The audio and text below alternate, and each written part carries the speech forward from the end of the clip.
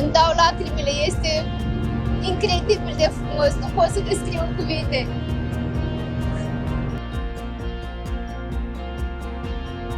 Este abrupt și solicitant, mai ales pe căldură. Astăzi facem cardio.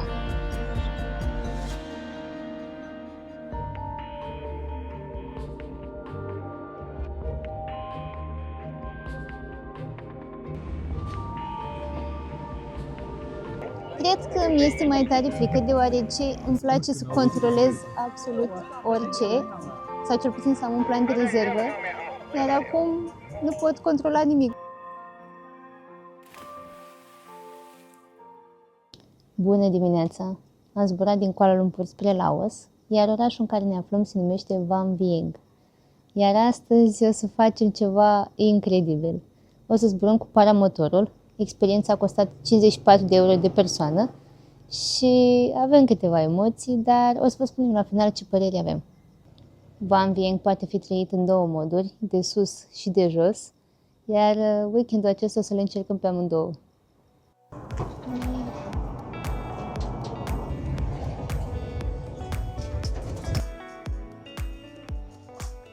Am ajuns și este puțin răcoare, cred că sunt 14 grade, dar domnii ne-au dat o salopetă care seamănă cu cea din Casa de Papel, doar că noi o să zburăm, nu o să furăm nimic.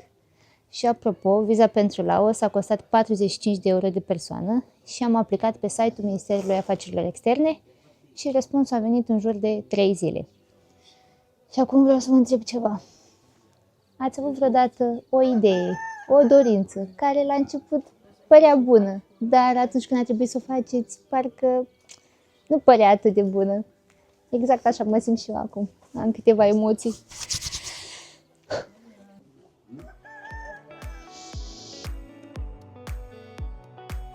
Băieții s-au apucat deja să-l monteze. Paramotorul este de fapt o parapantă cu un motor în spate, care îl ajută să decoleze și să aterizeze. Suntem pregătiți. A venit momentul. Ok. You okay? Yes. Yeah. Thank you. I like fucking like. Yeah.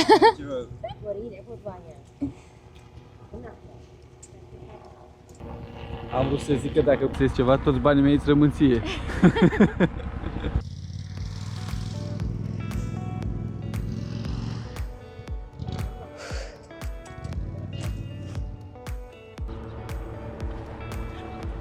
Absolut.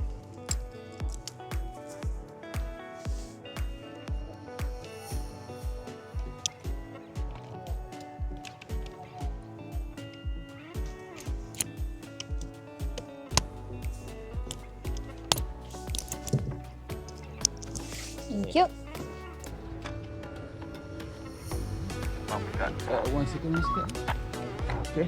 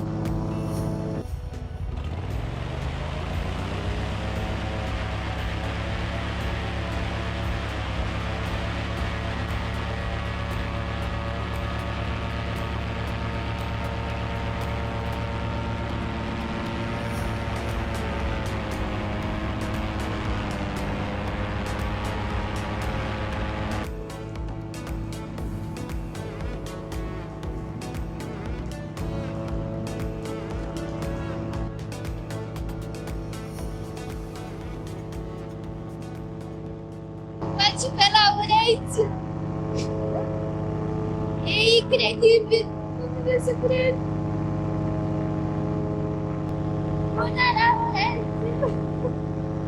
Sunt fericită că pot să fac această experiență cu Laura. Nu vine să cred! Este super, super, super!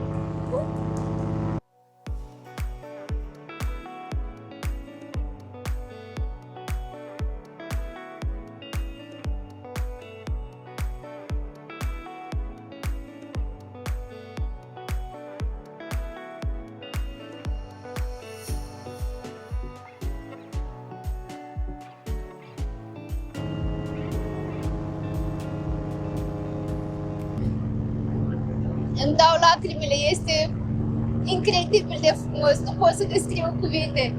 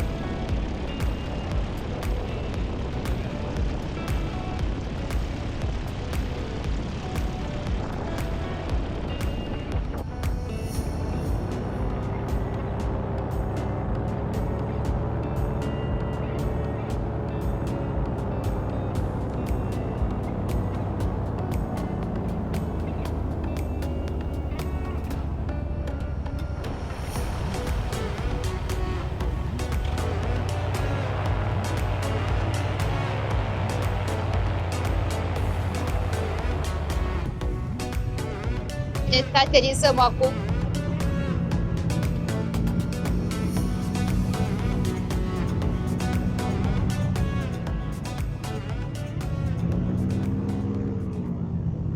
Laura a ajuns deja.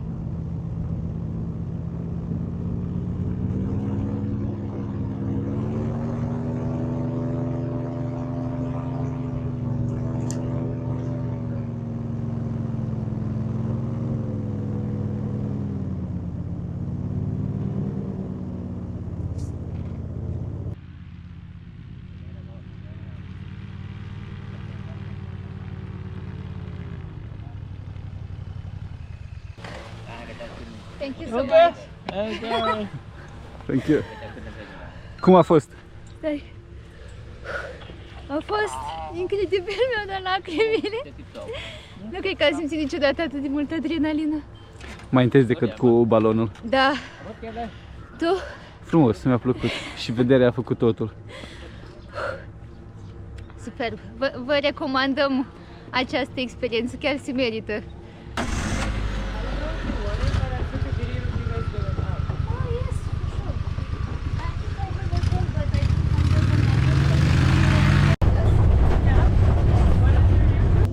Mergem la hotel să luăm micul dejun, iar apoi plecăm să explorăm orașul.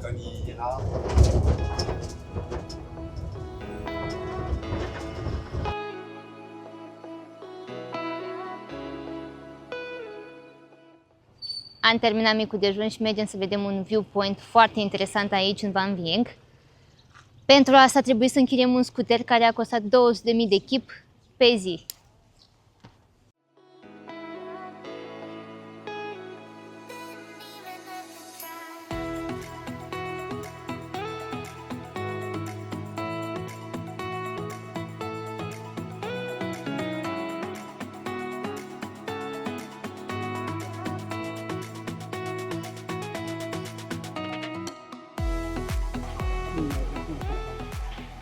Am ajuns și începem urcarea. A trebuit să luăm un bilet care costă 20.000 de chip de persoană și o să facem în jur de 25-30 de minute.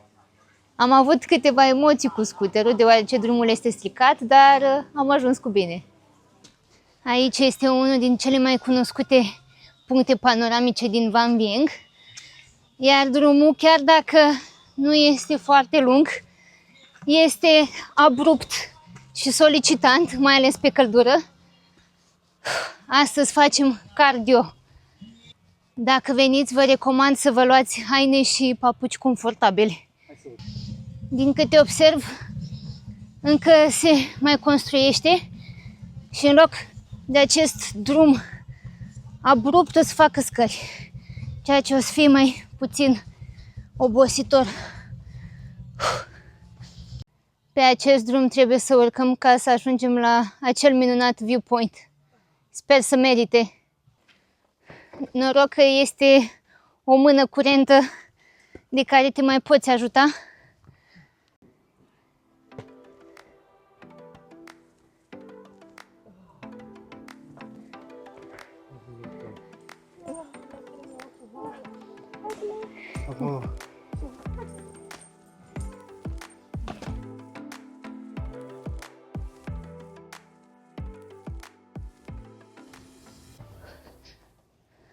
Trebuie să încercați fiecare piatră, fiecare mână curentă, deoarece unele dintre ele sunt desprinse și există riscul să cădeți.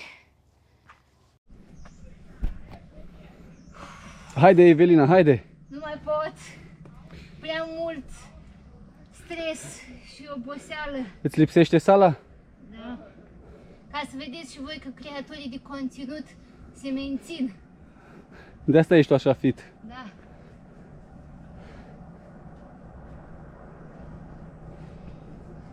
Urcarea ca urcarea, da. Nu știu cum o să fie coborârea. Aici să te văd, Evelina.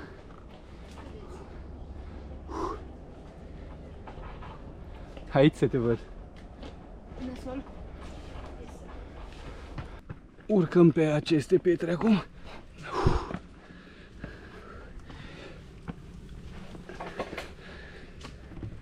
N-ar trebui să fie o problemă pentru mine.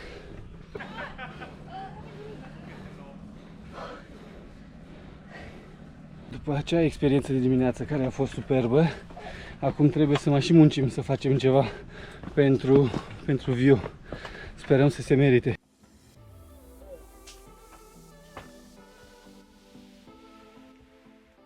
Break? Yes. Aici, stai.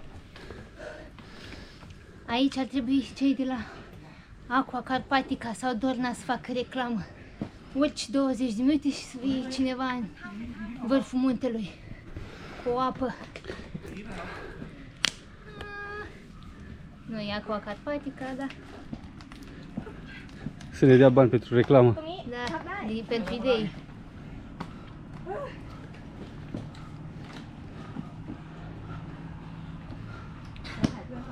Și acum arunc așa peste mine.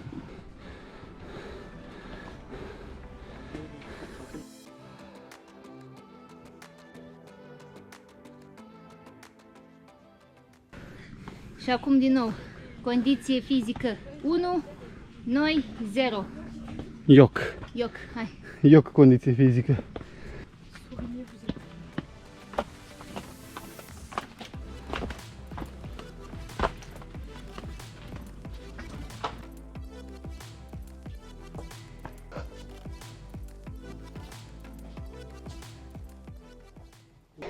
Am urcat aproape 70% și din câte am înțeles urmează o parte mai plăcută.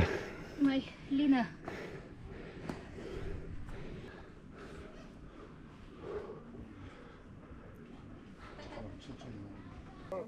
Laur, bineînțeles că a ales partea mai grea, deoarece sunt oameni care coboară.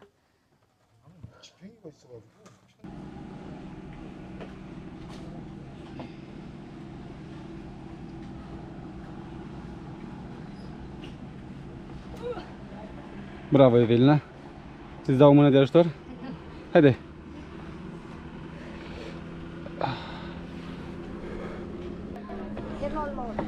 Și am ajuns sus.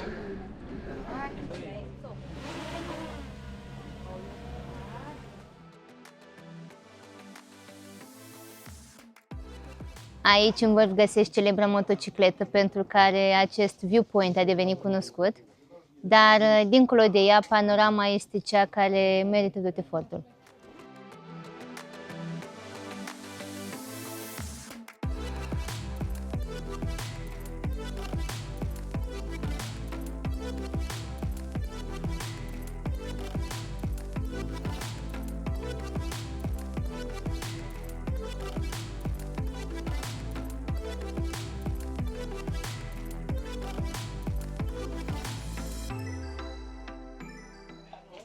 Ne-am bucurat puțin de view, am făcut câteva poze, iar acum ne așteaptă o coborâre dificilă.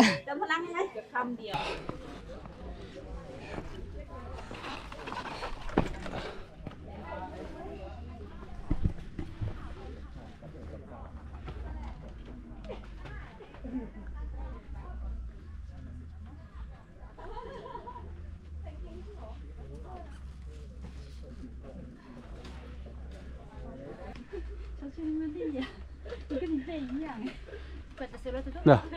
Uite, ia, ține-te de mânerile alea. Ușor să n-alungi, da?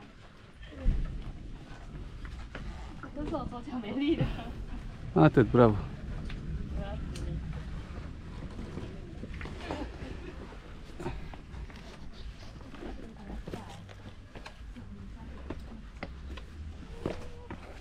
Mai ok urcarea. Adică? Adică mai ok să urci decât să cobori. Aha. Prima oară când zic că e mai ok urcarea decât coborârea.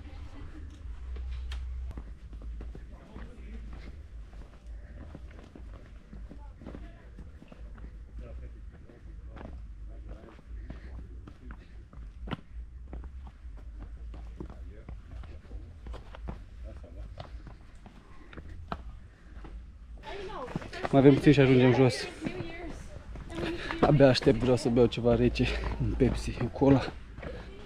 Cred că merităm după acest efort.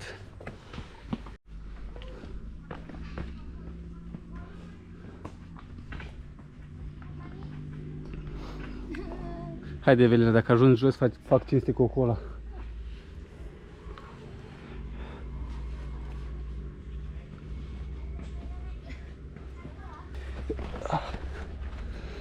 Asta e porțiunea cea mai grea, că după am scăpat. Aici lumea face pe pas, dar nu știe că este abia la 20% din drum.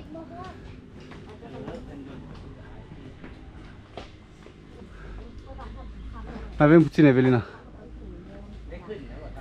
Mai sunt câteva viewpoint-uri în zonă, dar nu știu câte poți face într-o zi, deoarece este destul de greu.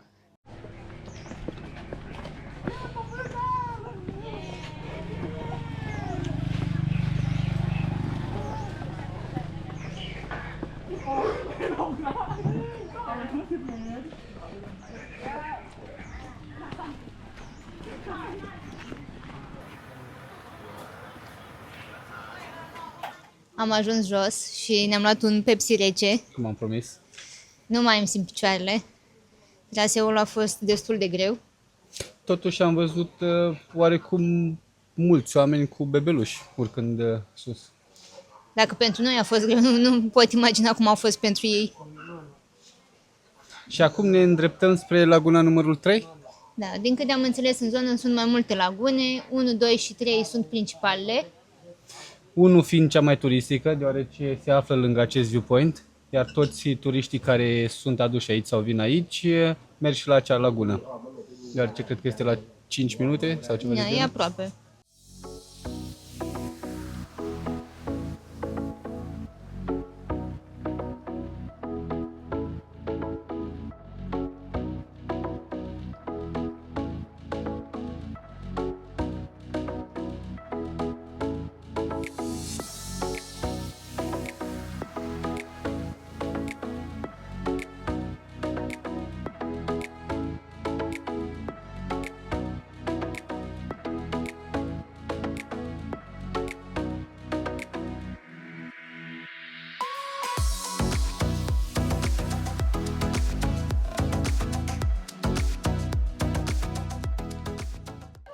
Aceasta este intrarea de la Laguna 3. Am plătit 20.000 de chip de persoană biletul. Zona este atât de mare încât nu se simte aglomerat, chiar dacă sunt turiști. Unii dintre ei noată, alții stau la masă și se relaxează. Foarte frumos. Apa este atât de clară încât se pot vedea peștișori în ea și este mult mai verde și apropiată de natură decât alte lagune din zonă.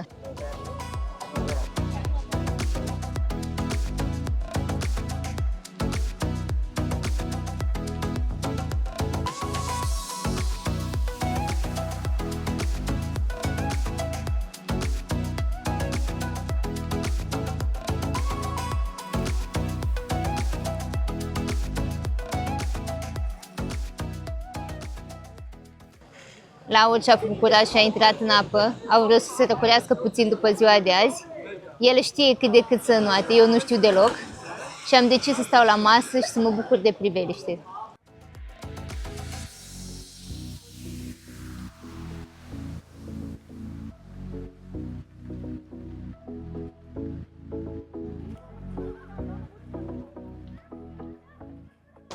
Am ieșit din apă, a fost mișto și foarte răcoritor. Pot să zic că chiar aveam nevoie de așa ceva. Am rămas să mâncăm aici, eu mi-am luat o porție de orez cu pui și un Pepsi. Iar eu mi-am luat o omletă cu orez și o bere locală, Berlauer White. Este bună? Destul de bună. Apropo, aici puteți face foarte multe experiențe, cum ar fi trekking, kayaking. Paramotorul, zborul cu balonul cu aer cald. Și noi am zburat ieri cu balonul și o să vă lăsăm câteva videouri aici să vedeți și voi cum a fost. Bună dimineața! Astăzi merge să încercăm o experiență nouă și, sincer, nu știm la ce să ne așteptăm. Mergem să zburăm cu balonul cu aer cald. Noi am cumpărat-o de pe Gatorade și am plătit 146 de euro de persoană. O să lăsăm link-ul în descriere, iar din partea noastră aveți un cod de reducere de 5%, Eve and Laur 5.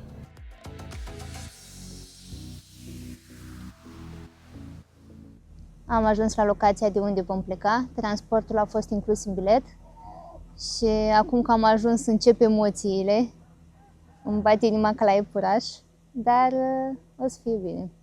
Problema este că am văzut și niște videoclipuri pe internet aseară unde unii turiști n-au avut o aterizare organizată, n-au aterizat unde trebuia, dar vedem cum o să fie.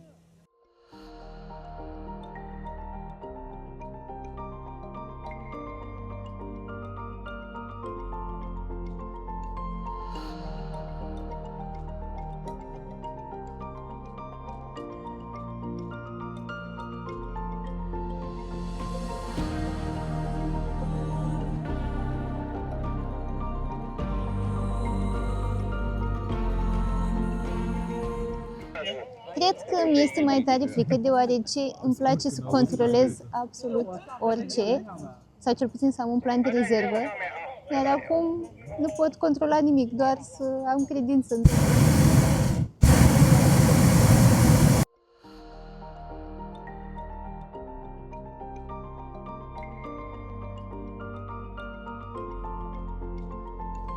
Văd mai multe baloane care încearcă să aterizeze, doar că sunt prea aproape de case. Sau ți se pare? Sau mi se pare, da. Începem aterizarea deja. Nici nu mi-am dat seama că mergem în jos, mă uitam doar în sus. Sunt curioasă dacă aterizăm în același loc, așa pare. Pare că ne îndreptăm încolo, dar mai vedem. Da. Stau lângă flacără și mi-a părlit gâtul. Tunsoare gratuită. La 500 de metri înălțime.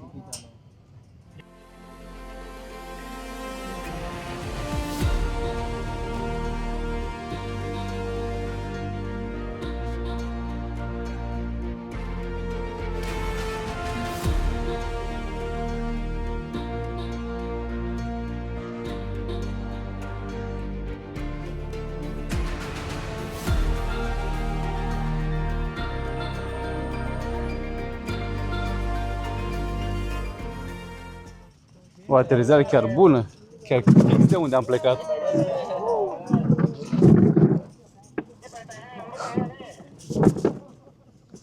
Foarte în siguranță. Da, am avut emoții, dar totul a decurs strună. Da, avem certificat că am zburat cu balonul. Dacă te întreabă cineva, ești pilot? Nu sunt pilot, că nu am zburat eu. Nu am dat eu aer. Ai stat acolo lângă domnul, Da. l-ai susținut, ai suflat în balon. Mi-a părlit gâtul.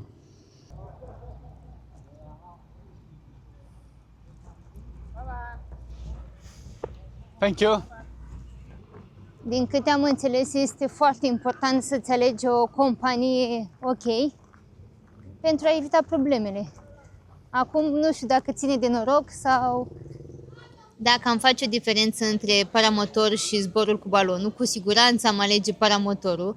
Senzația este mult mai intensă și, sincer, după ce ai zburat cu paramotor, zborul cu balonul nu ți se mai pare wow. Este foarte relaxant, așa ni s-a părut nouă. Chiar dacă priveliștea este superbă în ambele activități, dar nu știu, Dar dacă ar fi să-l alegem, să alegem una dintre cele două, am alege paramotorul. paramotorul. Dacă ar fi să tragem o linie după weekendul acesta, cred că ar rămâne contrastul, deoarece în aceeași zonă am experimentat adrenalină, frică, relaxare și efort. Sincer, nouă ne-a plăcut foarte mult acest oraș și cu siguranță l-am recomandat. Așa că dacă v-a plăcut vlogul de astăzi, nu uitați să dați like, share și subscribe și ne vedem în vlogul următor. V-am pupat!